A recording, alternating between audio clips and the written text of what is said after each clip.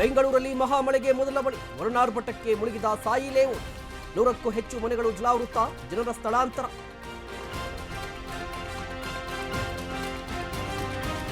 ಅಪಾರ್ಟ್ಮೆಂಟ್ಗೆ ನುಗ್ಗಿದ ರಾಜಕಾಲುವೆ ನೀರು, ಬೇಸ್ಮೆಂಟ್ನಲ್ಲಿದ್ದ ಕಾರು ಬೈಕ್ ಮುಳುಗಡೆ. ಮಹಾಮಳೆಗೆ ಕೋರಮಂಗಲ ಜನ ಕಂಗಾಲು.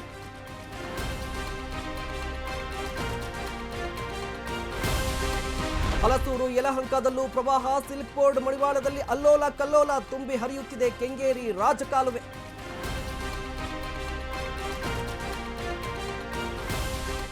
ಅಧಿಕಾರಿಗಳ ವಿರುದ್ಧ ಪರಮೇಶ್ವರ ಅಸಮಾಧಾನ, ಅವಾಂತರಕ್ಕೆ ಪ್ರಕೃತಿ ಹೊಣೆ ಎಂದ ರಾಮಲಿಂಗಾರೆಡ್ಡಿ. ಸಿಟಿ ರೌಂಡ್ಸ್ಗೆ ಮುಂದಾದ ಸಿಎಂ ಡಿಸಿಎಂ.